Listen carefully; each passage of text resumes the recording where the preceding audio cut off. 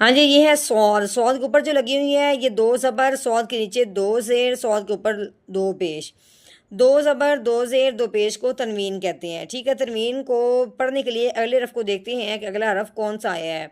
تو ہم نے تنوین کو پڑھنے کے لیے اگلا حرف دیکھا ہے تو وہ صاد ہے، تو یہ نہ تو حروف ہلکی میں سے ہے نہ علامہ را میں سے ہے، اس لیے ہم نے تنوین پہ گنا کرنا ہے، وہ بھی کون سا؟ اخفا کا۔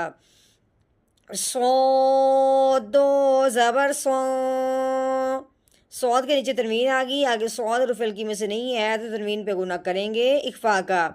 صاد دو زیر سیوں، ہاں جی صاد کے اوپر تنوین آ گئی، تو آگے جب دیکھا ہے آگے ہے تا، ٹھیک ہے، آگے تا حروف ہلکی میں سے نہیں ہے تو اس لیے ہم نے تنوین پہ گنا کرنا ہے، وہ بھی کون سا؟ اخفا کا۔ سو دو پیسوں، سو سیوں سو،